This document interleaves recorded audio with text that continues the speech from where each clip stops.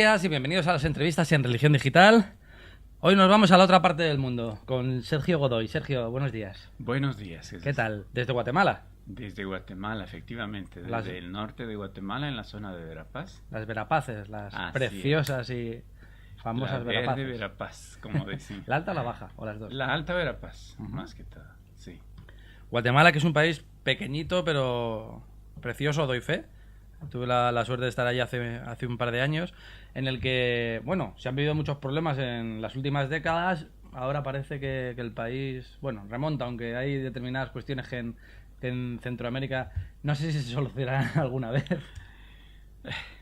Es difícil hablar de una remontada, ¿sabes? Porque probablemente estamos saliendo aún de la época esta de los años de la guerra, pero estamos viviendo la época de la posguerra, aun cuando hayan transcurrido, te estoy diciendo, casi 20 años desde la firma de los acuerdos de paz. Bueno, estaba el tema de Río de paz que nunca se cumplieron, pero estamos viviendo otras situaciones que están marcando y determinando la marcha, el rumbo, perdón, de los acontecimientos del país en temas de carácter político y social. Y judicial incluso, con la condena fallida, el juicio fallido al expresidente. Bueno, esa es una de tantas, pero yo diría que mucho de lo que está determinando en este momento la vida del país es la corrupción de las instituciones del Estado, especialmente de los partidos políticos que se disputan cuotas de poder como en cualquier parte del mundo, del gobierno central, y pues la infiltración de las mafias y del narco precisamente en las estructuras del Estado. Eso determina muchas cosas. Si bien hay gente honesta en sitios clave que está dando un paso adelante para denunciar, estamos, yo siento que compartiendo el mismo sentimiento que mucha gente acá en España, hasta las narices, como dicen ustedes, de las cosas que están pasando, y la gente empieza a reaccionar. Pero hay momentos en los que te planteas, bueno, estamos en un callejón sin salida realmente, esto no tiene remedio. En la Verapaz el narcotráfico, bueno, la Verapaz es un territorio que sirve a manera de corredor de la droga hacia el norte. Ha marcado mucho la vida y el ritmo y el estilo de la vida de mucha gente en los últimos años. Y se ha vuelto a veces una presencia dominante que atemoriza, pero que también al final te vas enterando, porque te lo dijo una persona acá, otra allá, de ciertas historias que te ponen los pelos de punta. Y luego lo que ves, y luego lo que sufrís, y luego aquello con lo que tenés que trabajar, el tipo de personas, y que de alguna manera pues tienen su vida también condicionada en muchos casos por este tipo de historias, más grandes o más pequeñas. En estas semanas Manos Unidas está celebrando, sí, porque se puede decir celebrar, una campaña para iluminar el mundo, para iluminar esas oscuridades que hay por todo el mundo. Nos pide que encendamos una vela, que encendamos una luz por el mundo, para iluminar precisamente esas zonas de oscuridad que reflejan la pobreza, la desigualdad, la iniquidad a la que sufren muchos seres humanos en todo el mundo. Tú estás aquí, entre otras cosas, porque, iba a decir, eres una de las luces. Bueno, en Guatemala hay alguna que otra luz, y una de ellas es uno de los proyectos en los que trabajas, en los que colabora Manos Unidas. Háblanos de tu basurero. Qué raro lo de decir basurero, pero bueno. Mi basurero. Explícanoslo. Pero estoy hablando, en este caso tendríamos que hablar tal vez en términos más positivos. Te voy a hablar de la Ciudad de la Esperanza. La Ciudad de la Esperanza. La Ciudad de la Esperanza, que al final no es una ciudad inmensa, pero sí es un espacio enormemente significativo que nació precisamente del encuentro con los niños y niñas del basurero, para comenzar, hace 11 años. ¿Cómo llegas allá? ¿Cómo te encuentras con esa realidad? Yo no sé si te va a dar risa o te va a dar lástima, pero es que yo fui destinado a una parroquia en las orillas de Cobán, después de trabajar durante 7 años en el Seminario Mayor, y de trabajar varios años para las emisoras diocesanas. ¿Un periodista? Bueno, ahí terminé de aprender lo que la universidad no me enseñó. Bueno, podríamos hablar mucho de eso, pero bien. Sin embargo, te juro que no era el lugar a donde hubiese querido llegar. Mis intenciones eran otras. Aparte de que necesitaba un momento para discernir ciertas situaciones, ciertas llamadas, no era un lugar que me llamara la atención. ¿Qué piensa uno cuando le llevan a ese sitio y se encuentra con...? Es que no fui directamente al basurero, no fui directamente al basurero. Fui a la parroquia Cristo de Esquipulas en la colonia del Esfuerzo 1. Son colonias o barriadas formadas en el contexto de los años difíciles de la guerra, ¿no?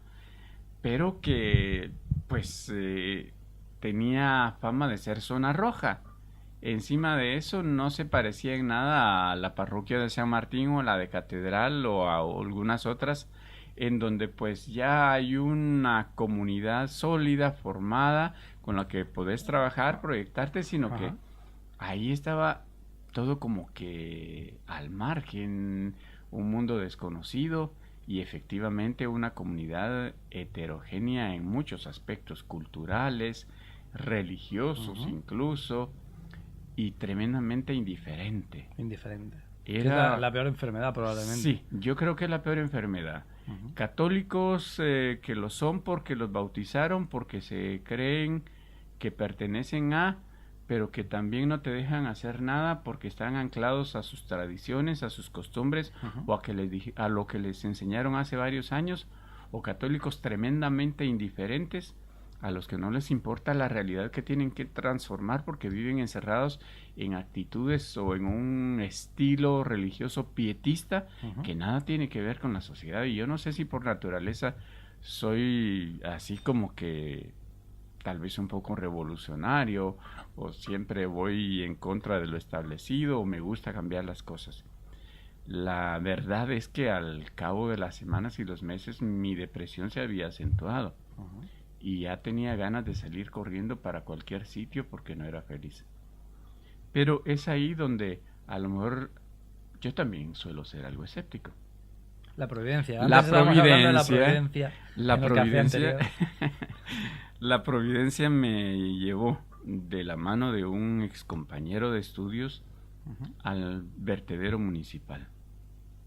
Y ahí ocurrió pues el comienzo de un proceso de conversión que naturalmente no va a terminar todavía y no va a terminar nunca, pero que nosotros en Guatemala decimos le dio vuelta a mi tortilla, ¿no? Encontrarte de golpe con una realidad que no te habrías imaginado que existiera a la vuelta de la esquina. Haznos la foto, Sergio. Haznos la foto que viste. Una montaña de basura. En un día de octubre lluvioso, una mañana de octubre lluviosa, montañas de desperdicios, te digo, y cantidad de gente sobre la basura, adultos, hombres y mujeres, jóvenes y niños. Incluso peleándose por la escarbando entre la basura, disputándose algo, aunque suelen a veces ser muy solidarios entre ellos, pero viendo a ver lo que encontraban. Entre lodo y la porquería, a la par de los opilotes, que son los primos hermanos de los buitres, son los pajarracos negros, que dicen que curan la locura. A picotazos. Entre paréntesis. Y los perros hambrientos. Una escena, yo no diría dantesca, pero sí muy cruel, muy cruel. ¿Barracones sobre todo allá cuando estás también? ¿O? Con cierta sensibilidad. Los barracones en donde si no viven suelen guardar sus cosas, pero la enorme contradicción de gente que está condenada a estar como que entre los últimos trabajando con los desperdicios de la ciudad, pero que sonríe, que ríe, que se ríe de sí misma, se ríe de las situaciones de la vida, niños que juegan con lo que encuentran, un niño volando una cometa de plástico, una niña con su muñeca rescatada entre los desperdicios de basura, con la carita sucia, pero capaces de reír y de ser felices con tan poco cuando yo estaba siendo, digo, tremendamente infeliz y quejándome de que no tenía suficiente en el frigo para desayunar. Y tu depresión dijo, me tengo que redimensionar. Bueno, mira, te da una vergüenza tremenda. Sí. Una vergüenza tremenda. Ese tipo de cosas nos colocan en la situación y nos hacen pensar, por un lado, la suerte que tenemos de vivirlo donde vivimos, la mala suerte que tienen otros y la responsabilidad que tenemos para cambiar, darle la vuelta a esa tortilla. Y es lo que me ocurrió, no es que haya decidido ahí, voy a darle la vuelta, soy un superhéroe, absolutamente. Te la dieron. Sino que me la dieron. Sino que entendí que mi vida, bueno, no lo entendí intelectualmente, fue como una intuición. Mi vida no podía ser la misma a partir de entonces. Y no podía quedarme cruzado de brazos. Esa certeza que te viene de algo tengo que hacer. Y a pesar de que pues no fue tan fácil colarme en esa realidad, poco a poco fui entrando, armándome de valor, ganando confianza y buscando la manera de vencer el rechazo que les generaba la presencia de un sacerdote entre una población poco habituada a los extraños y también poco habituada a la presencia de un cura. Jamás habían visto quizá a un cura metido entre la gente. A lo mejor y alguien me contradice, pero en el basurero de Cobán no. La mayoría de la gente pertenece a sectas o a pequeñas comunidades de corte pentecostalista, y entonces también había miedos alimentados por parte de los pastores y demás, etcétera.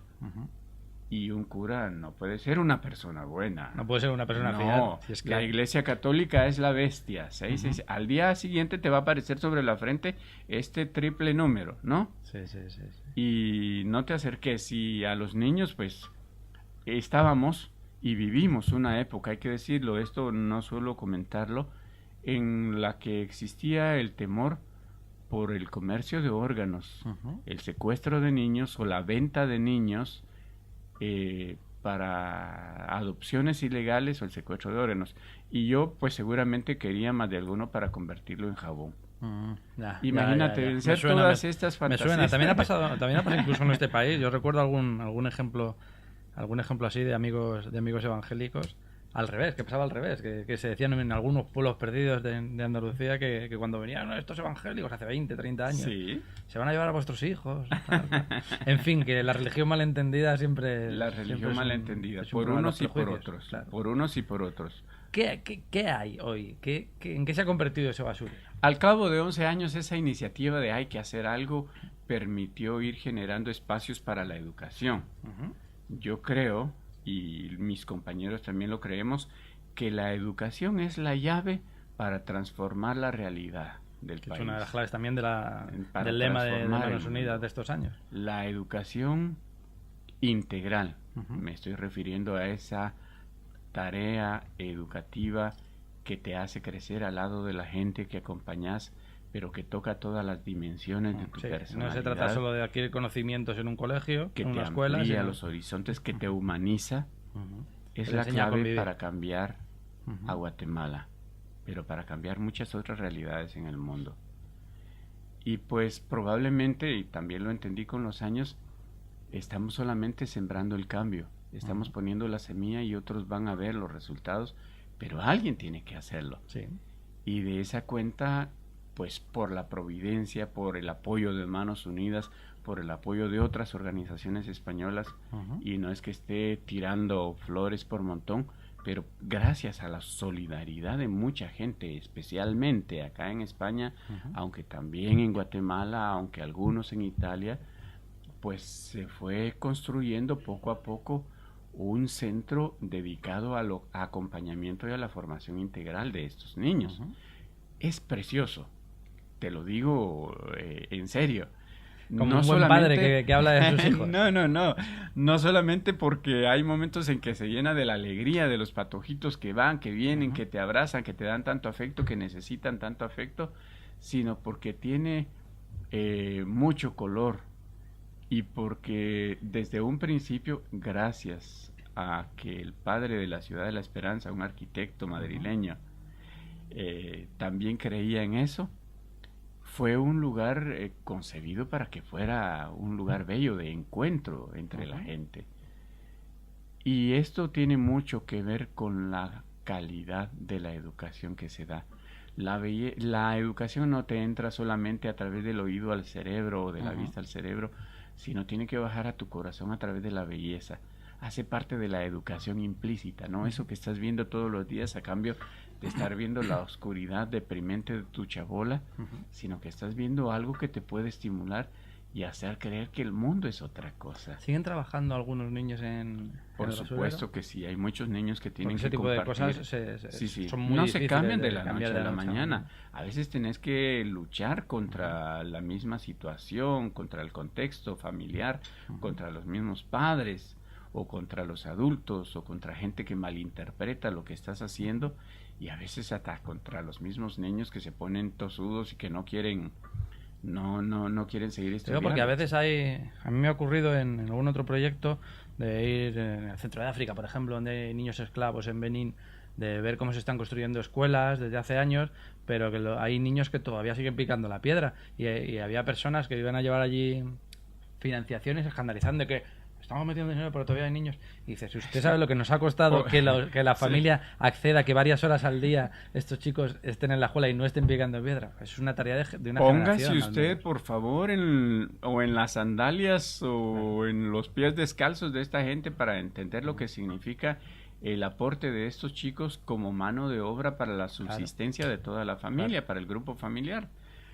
Con el paso de los años, los padres han ido comprendiendo el valor de la escolarización, y cuando el niño ya tiene suficiente autonomía, también decide escolarizarse, o para terminar la primaria o para terminar a través de una escuela informal la educación de adultos, pero para saber algo más, para tener algo más.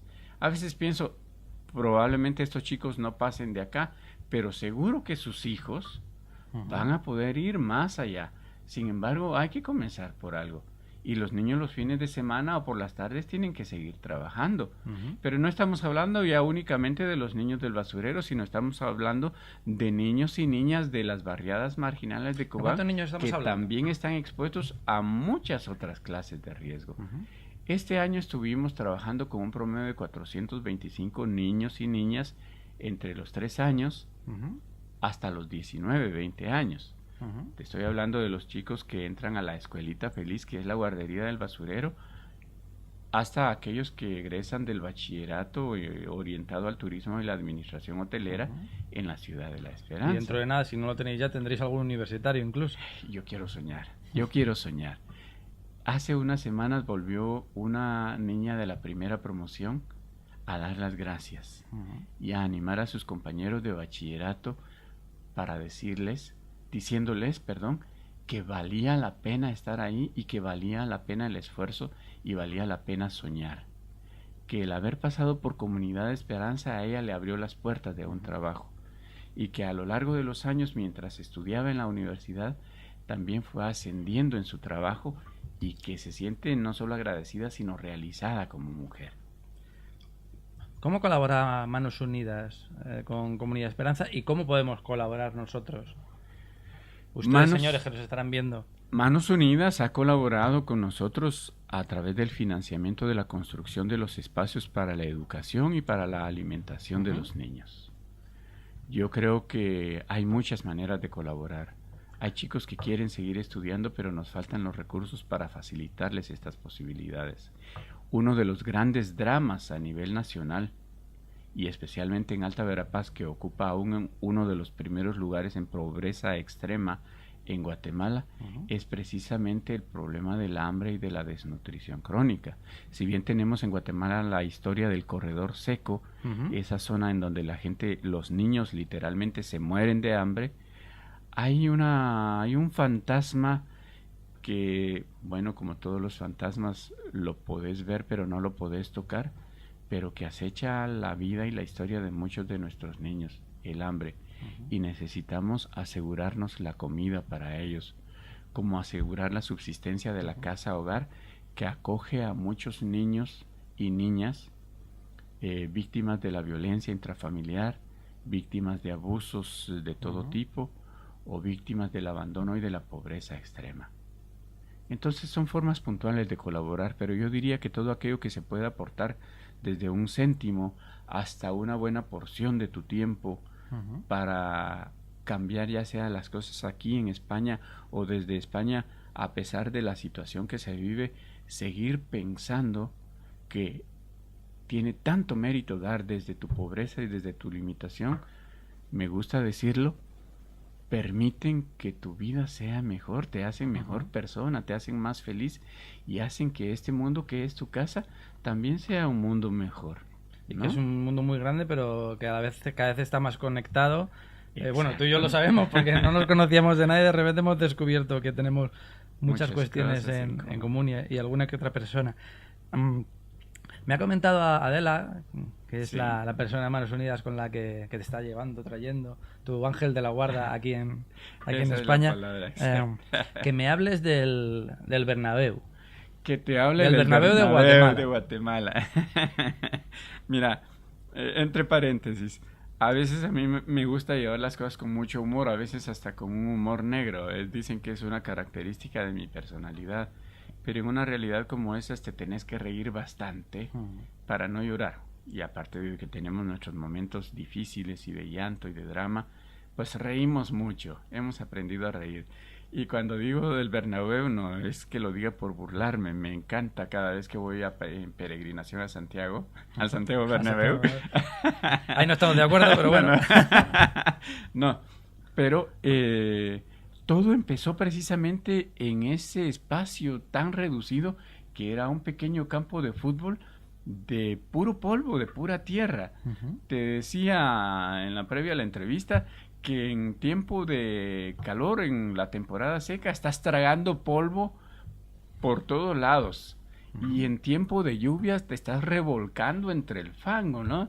Pero te estás divirtiendo a morir. Jugábamos ahí unos partidos que duraban horas hasta que no podíamos más, hasta dejarnos la vida ahí.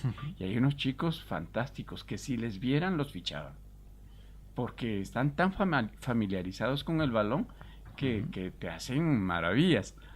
Pero son esos espacios en donde aparte de ir a sacar toda la energía, la adrenalina, vas cultivando la amistad, la relación con sentimiento estos niños. De equipo. Sí, el sentimiento de equipo. Y después nos íbamos al fogón a preparar lo que ya llamamos la refa, ¿no? La merienda, un atol, una bebida a base de cereales, un pedazo de pan. Nos reuníamos en torno a la olla, que era ya una olla sagrada, una pena no haberla conservado. Tendría que habérmela robado de la parroquia cuando me marché. Y nos empezábamos a contar historias, o era el momento de empezar a escuchar a la gente con sus historias, a conocer nombres, a tender puentes, a crear esos vínculos que no son vínculos visibles, pero son los vínculos del corazón, que hacen que cierta gente o tu suerte se una a la de otra gente y que sea posible ir luego abriendo caminos. Esa cadena que es más difícil de romper, formado por eslabones que son muy tienen uniones muy fuertes entre ellos. Así es. Yo le decía a mi obispo cuando lo visitaba y le agradezco que no se haya cansado de escucharme, que para mí esos eran unos momentos efectivamente sagrados, que me sentía tan unido a la gente como no me sentía en la parroquia, con gente extraña, con gente no católica, a pesar de la animadversión que eso generó en muchos buenos católicos de la parroquia. Porque terminamos, te cuento, invadiéndoles la parroquia para hacer salones de clases, de tutorías y lo demás. Pero fue solo una etapa que, si bien duró unos 8 años, una pequeña etapa, comparado con la historia de lo que estaba la Ciudad de la Esperanza, también fue significativa para muchos. Pero era esta apuesta porque la iglesia tiene que pisar nuevas fronteras, tiene que salir de sí misma. Los mismos sacerdotes, pues estamos llamados a replantearnos nuestro rol, no solo como sacerdotes, sino como cristianos, como personas. Es algo que en Europa probablemente estemos viendo ahora de una manera distinta, gracias a Papa Francisco, pero que en América no sé si más cerca, pero lo teníais como más dentro.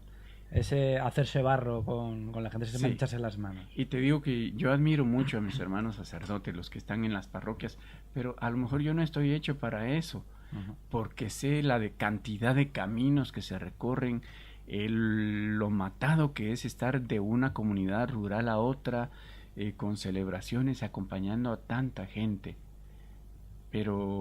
Y lo valoro porque son tremendamente generosos en su quehacer y viven estas cosas con una alegría enorme.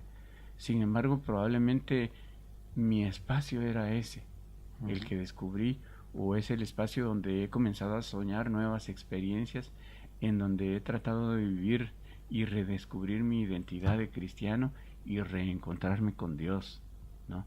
En el Dios de los pobres. Sergio, ha sido un auténtico placer, felicidades, enhorabuena por la Ciudad de Esperanza, enhorabuena por ese trabajo que realizáis, que consiste en que, bueno, pues que el mundo sea un poquito más habitable, a fin de cuentas, que es en lo que deberíamos estar todos aquí en Guatemala, donde fuera. Gracias a vosotros y a Manos Unidas por el soporte que os da y por la oportunidad que nos ha dado de tener este encuentro. Muchísimas gracias. Y gracias a ti por recibirme. Realmente no me gusta tirar flores, como te decía, pero te he seguido a través de Religión Digital algunas veces y pues me encanta la página, me pongo al día con cosas de la iglesia y no me habría imaginado jamás que iba a estar un día sentado acá platicando con vos. Yo tampoco, y es un placer. Gracias. Y a ustedes pues les esperamos en nuevas ediciones de las entrevistas en Religión Digital. Muy buenos días.